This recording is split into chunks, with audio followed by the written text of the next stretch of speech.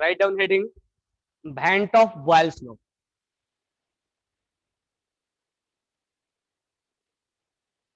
Van't of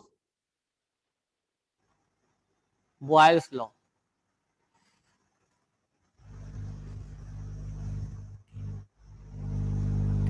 इस class में start करेंगे Van't of Boyle's law. पहले समझना, at a constant temperature, at constant temperature,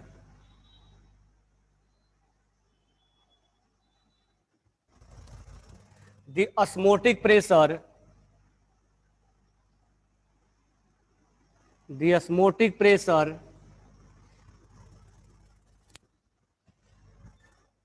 of a dilute solution, of a dilute solution is directly proportional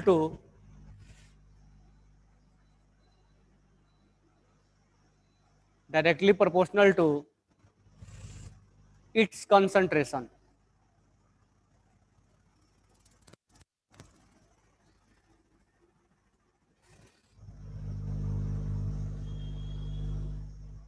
हम लिखेंगे pi is directly proportional to concentration,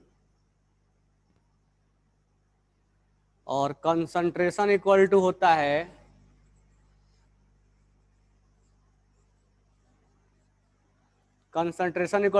mole upon volume,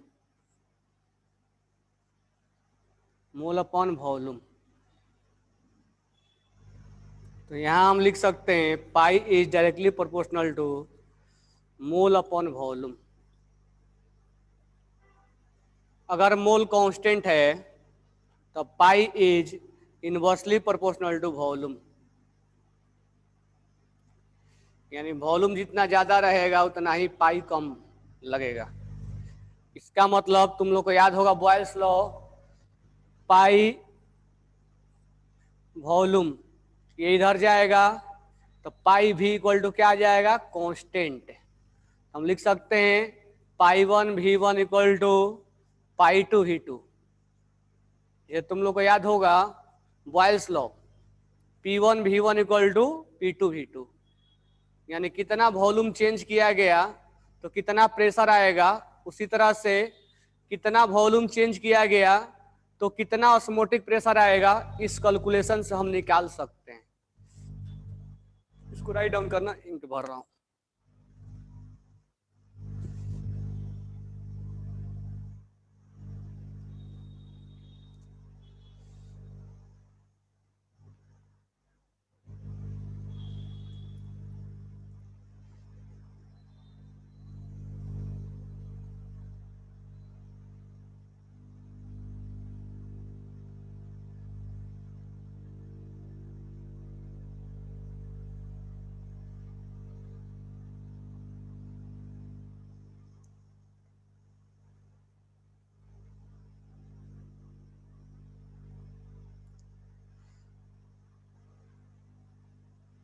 तो Boyle's law कुछ इस तरह से हमने स्टेट ऑफ मैटर में पढ़ाया था कि कांस्टेंट टेम्परेचर पर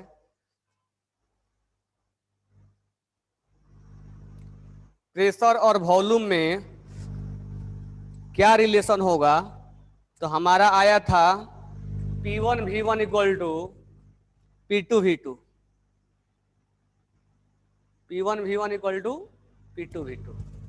तो यहां पर ऑस्मोटिक प्रेशर के केस में क्या आ जाएगा, P one V one equal to pi two V two. यही है वेंट ऑफ बॉयल्स लॉ।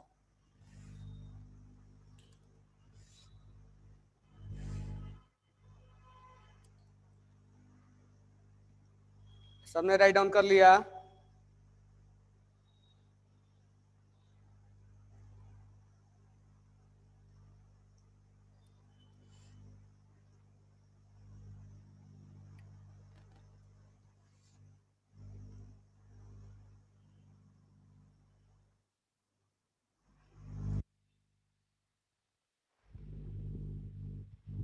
ओके, तो वैन टॉप साइंटिस्ट का नाम है और बॉयल्स लॉ हम जानते ही हैं।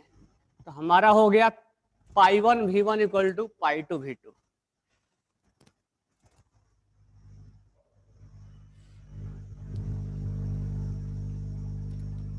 नेक्स्ट हम बात करेंगे van't Hoff Charles law.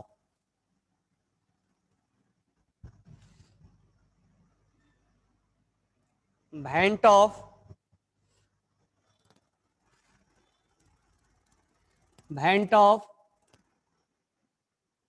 Charles law, इसमें लिखेंगे the osmotic pressure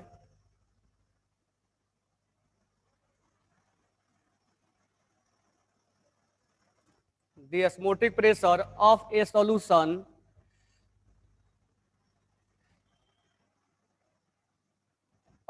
solution of constant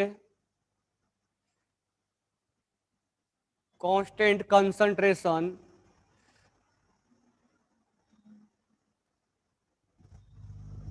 C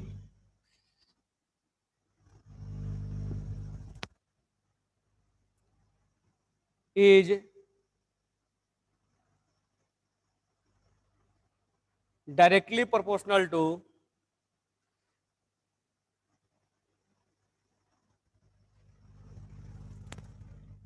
to the temperature।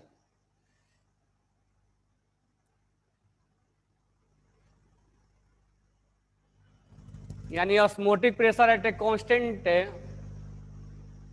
Concentration is directly proportional to temperature. तो अगर हम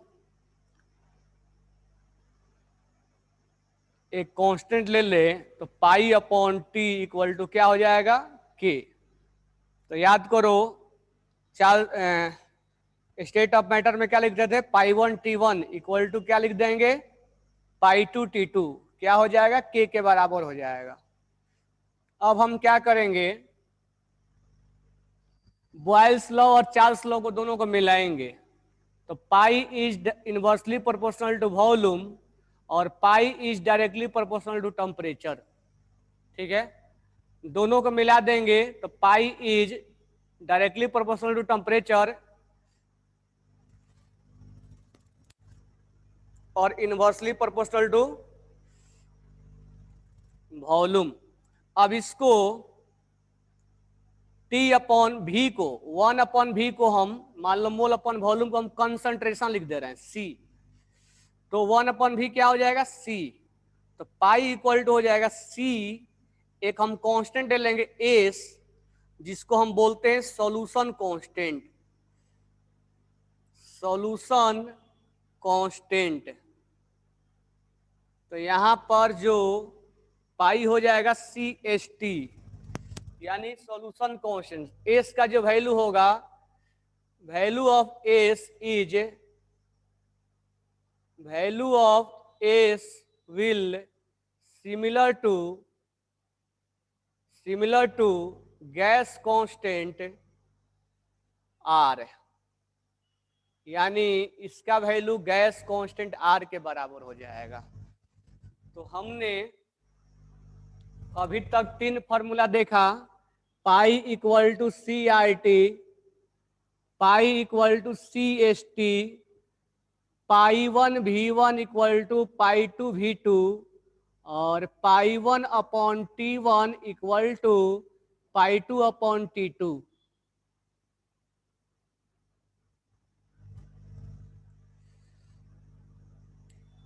तो ये और ये याद रखना है।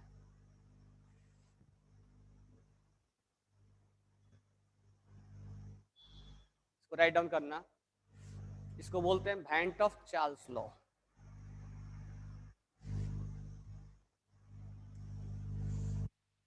एस का वैल्यू किसके बराबर होगा,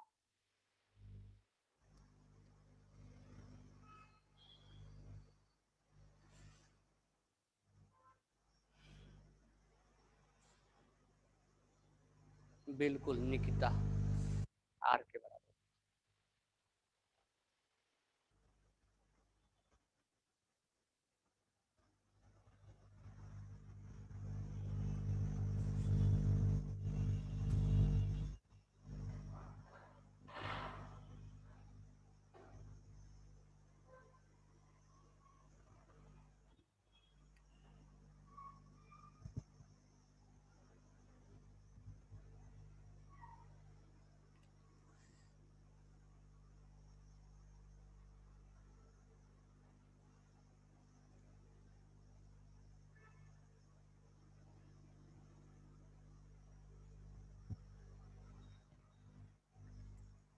किधर नहीं दिख रहा है? Right side of left right,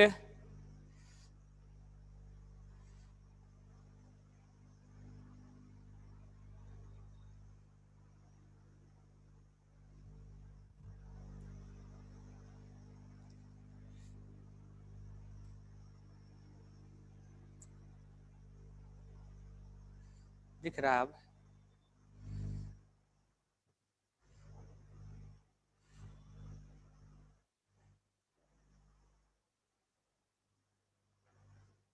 write down करो।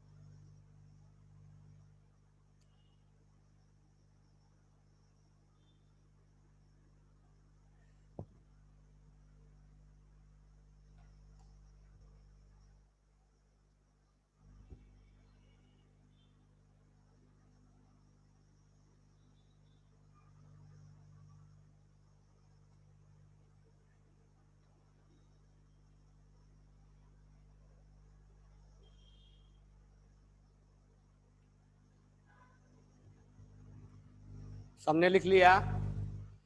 अब नेक्स्ट हम बात करेंगे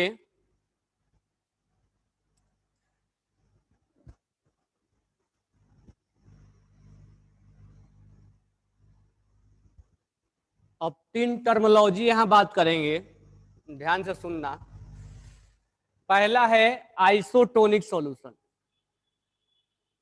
आइसोटोनिक सॉल्यूशन। सेकेंड वन है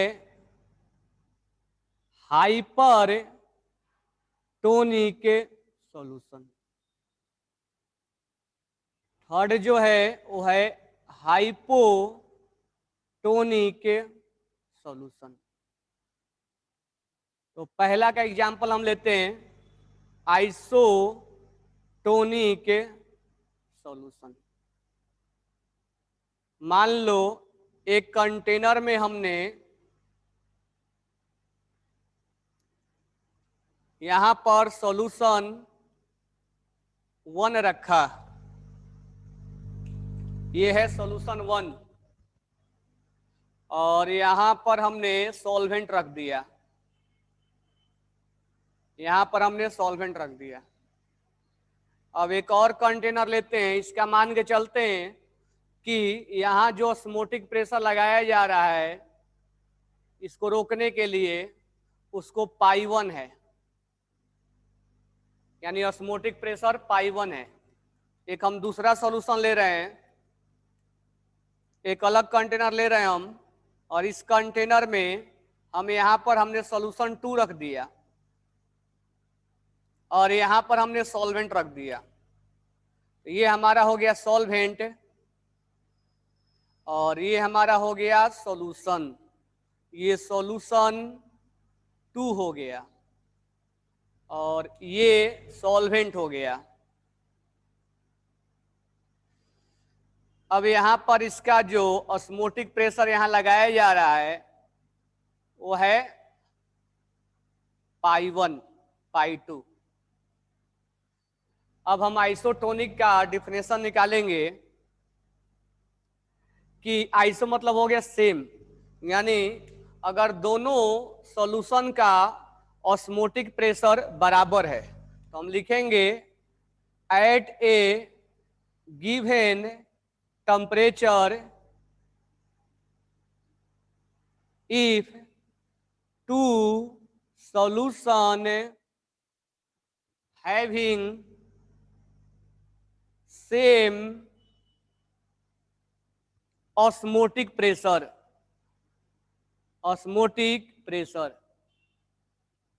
is known as isotonic solution।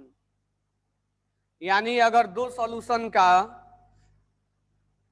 Osmotic pressure बराबर है, यानी पाई 1 इक्वल टू पाई 2, ये पाई 1 और ये पाई 2 बराबर है। पाई 1 इक्वल टू क्या होता है C1RT और पाई 2 इक्वल टू क्या हो जाएगा C2RT। T से T कैंसिल, R से R कैंसिल, इसका मतलब C1 इक्वल टू C2। तो in osmotic pressure in isotonic solution osmotic pressure तो बराबर होता ही होता है, तो हम ये भी बोल सकते हैं कि उसका कंसंट्रेशन भी दोनों सॉल्यूशन का बराबर होगा, that is known as isotonic solution. यानी दो सॉल्यूशन का अगर ऑस्मोटिक प्रेशर बराबर है तो उसको आइसोटोनिक बोलेंगे ही बोलेंगे, साथ में कंसंट्रेशन भी बराबर हो जाएगा क्योंकि दोनों सेम टेम्परेचर पर है। ठीक है, तो आइसोटोनिक का मतलब two solution having same osmotic pressure और concentration is known as isotonic solution. क्या ये बात क्लियर हो गया?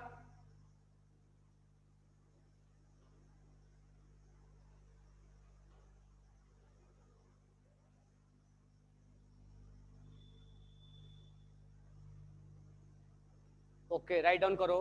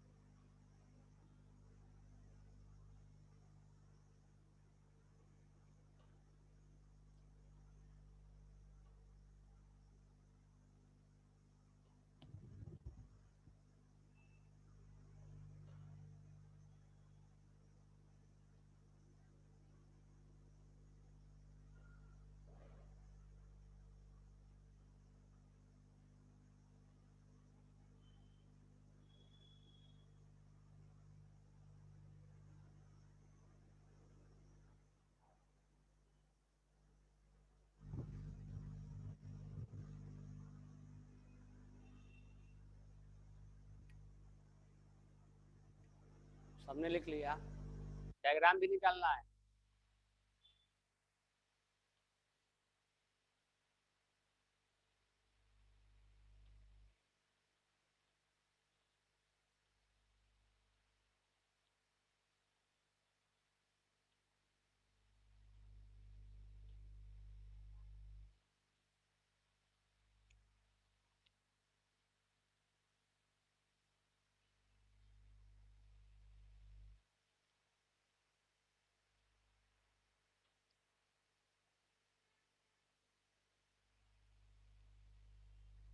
आदित्य पवार, आदित्य सबने, अनुज पाटिल, आर्यन पाटिल, ऋतुजा सिंधे, सबने लिख लिया?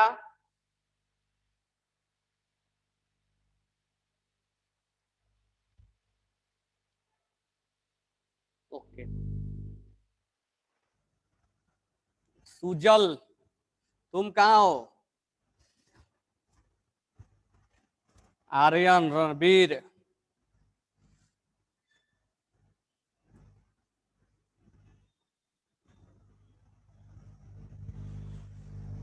Dry ice.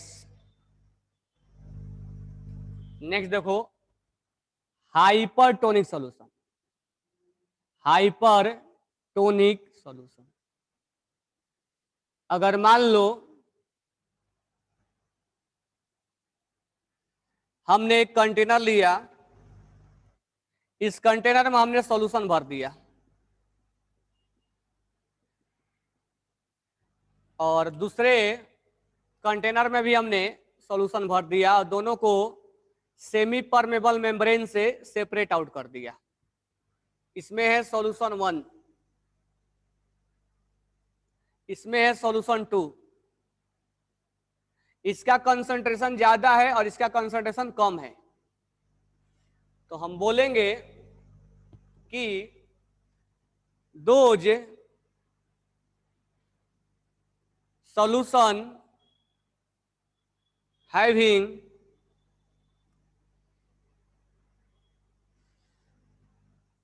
those solution having more osmotic pressure or more concentration,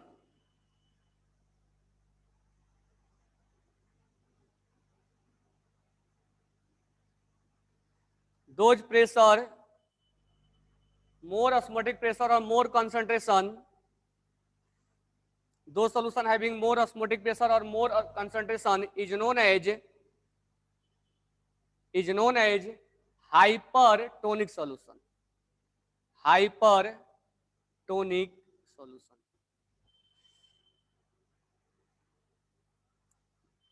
यानी जिस सॉल्यूशन का कंसंट्रेशन ज्यादा है उसको हम बोलते हैं हाइपरटोनिक सॉल्यूशन। और यहीं पर हम लिख लेंगे दो solution having lower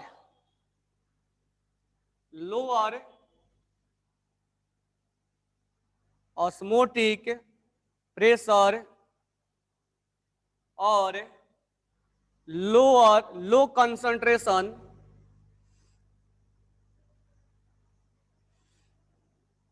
is known as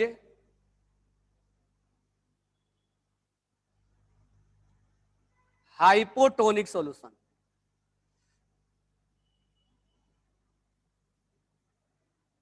यानी जिस सॉल्यूशन का कंसंट्रेशन कम होगा उसको हम हाइपोटोनिक बोलेंगे और जिसका कंसंट्रेशन ज्यादा होगा उसको हम हाइपरटोनिक बोलेंगे। यानी जिस सॉल्यूशन का कंसंट्रेशन कम हुआ करेगा उसको हम हाइपो बोलेंगे और जिसका ज्यादा होगा उसको हम हाइपरटोनिक बोलेंगे और अगर दोनों का बराबर हुआ तो आइसोटोनिक बोलेंगे। इसको राइट डाउन करना।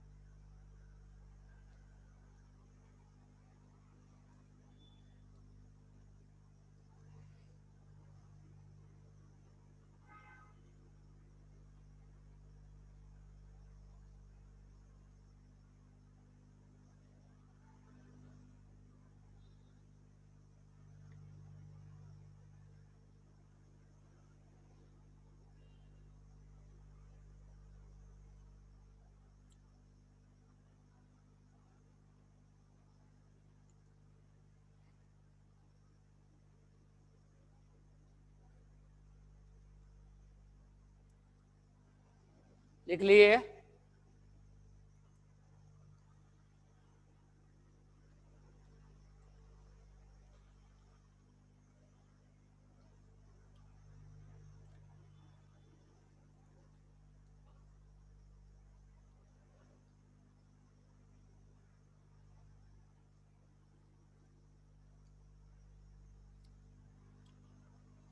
हमने लिख लिया।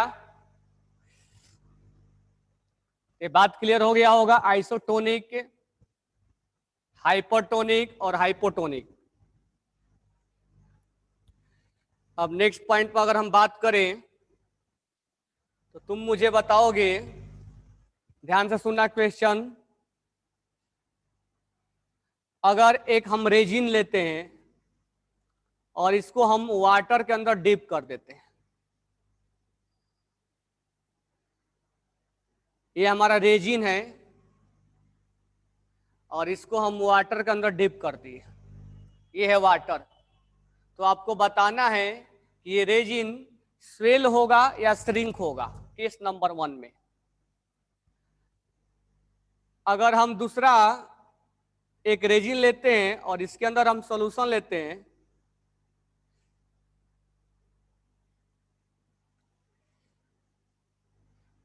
हम रेजिन लेते हैं और इसके अंदर हाई कंसंट्रेटेड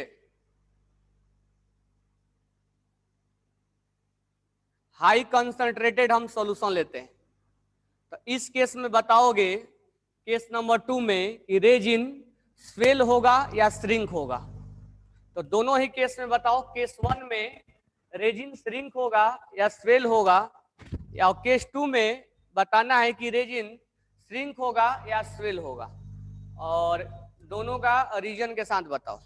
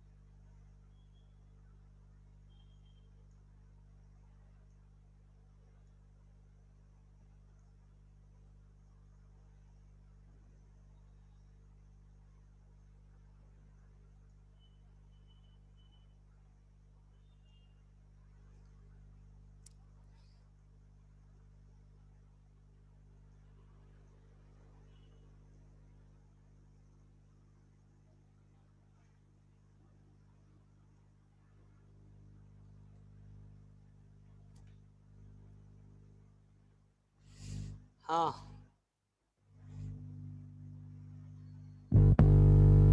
उसने भेजा है।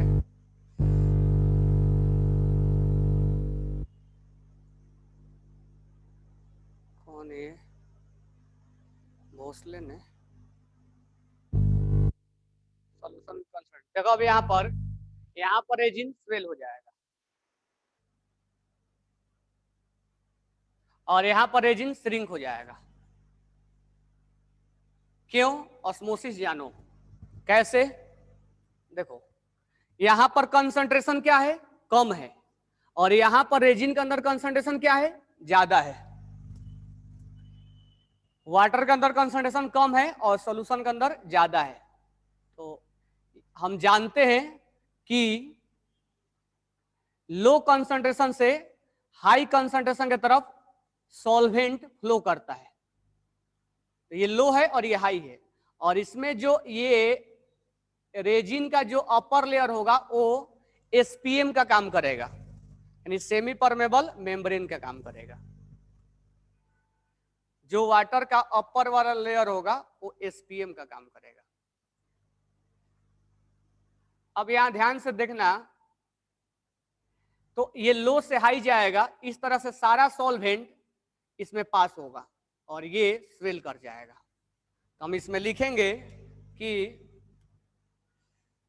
ड्यू टू, तो इसको हम क्या बोलेंगे, लो कंसंट्रेशन है तो हाइपोटोनिक बोलेंगे, हाइपोटोनिक।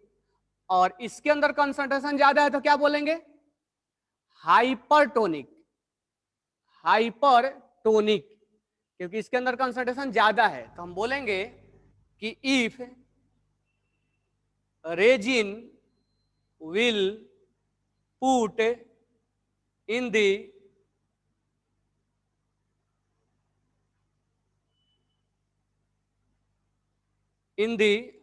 hypertonic solution,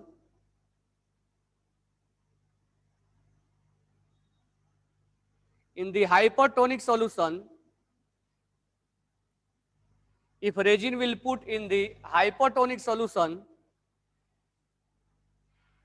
ज्यादा में, then it will swell, तो ये इसमें स्वेलिंग आएगा। If resin will put in, sorry hyper नहीं, हाइपोटोनिक सोल्यूशन, ये हाइपो है ना, hypotonic solution, then resin will swell, तो रेजिन स्वेल करेगा।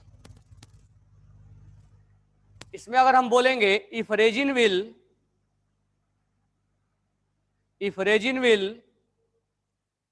पुट इन हाइपरटोनिक सोल्यूशन, इसका कंसंट्रेशन ज्यादा है और इसका कंसंट्रेशन कम है, तो सॉल्वेंट किधर पास करेगा, लो से हाई, यानी लो से हाई पास करेगा, यानी कि इसमें से इधर पास होगा। If resin will put in hypertonic solution, hypertonic solution, अगर इसका कंसंट्रेशन ज्यादा है तो रेजिन का सॉल्वेंट बाहर निकलने लगेगा, देन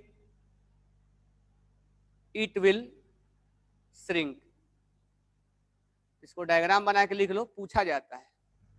ये ऑस्मोसिस का एक एप्लीकेशन है।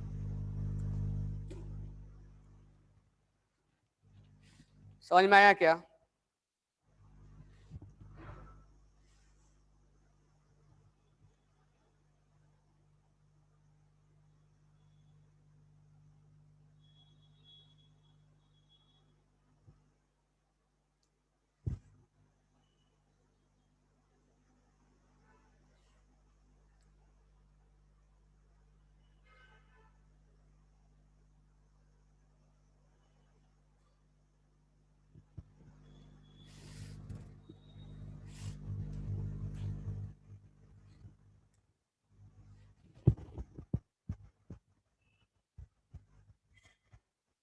समझ में आ गया?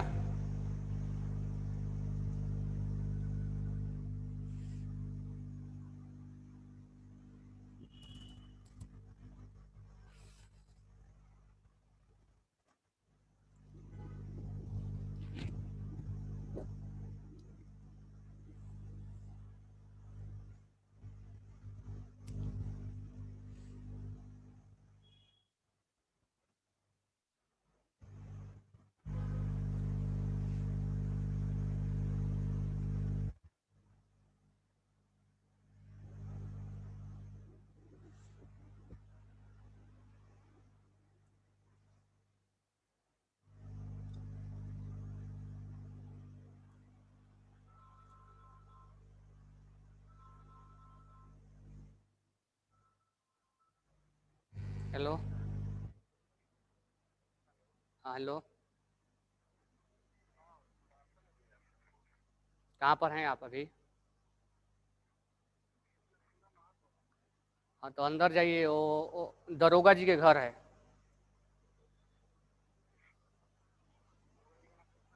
हाँ दरोगा जी के घर है, वर्षा कुमारी को देना है। ओके। हाँ हाँ हाँ देवी देवी मंदिर का जो मंदिर है ना, उसके बाजू में ही है, मतलब 5-6 घर हट के।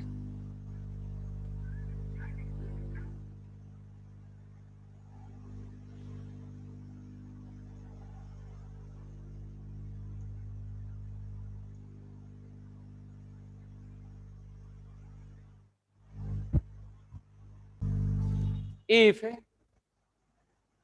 To solution are mixed,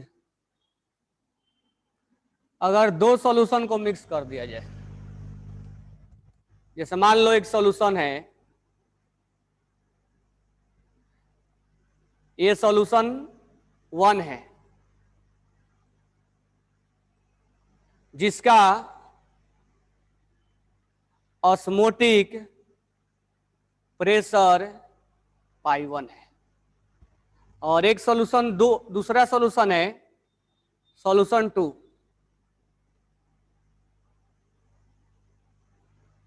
solution 2 solute same है, बट ऑस्मोटिक प्रेशर 2 है, पाई 2 है। अब दोनों को मिक्स कर दिया गया और एक तीसरा सॉल्यूशन बनाया गया, ये तीसरा सॉल्यूशन है। और यहां भी मान के चलते हैं कि इसका वॉल्यूम V1 है और इसका वॉल्यूम V2 है, वॉल्यूम V1 है और वॉल्यूम V2 है। तो यहां पर जो मिक्स कर दिया गया, तो दो सॉल्यूशन को मिक्स करने के बाद फाइनल ऑस्मोटिक प्रेशर निकालना है, फाइनल ऑस्मोटिक प्रेशर निकालना है, यानी यहां पर रिजल्टेंट ऑस्मोटिक प्रेशर निकालना है। तो कैसे निकालेंगे? तो पाई रिजल्टेंट,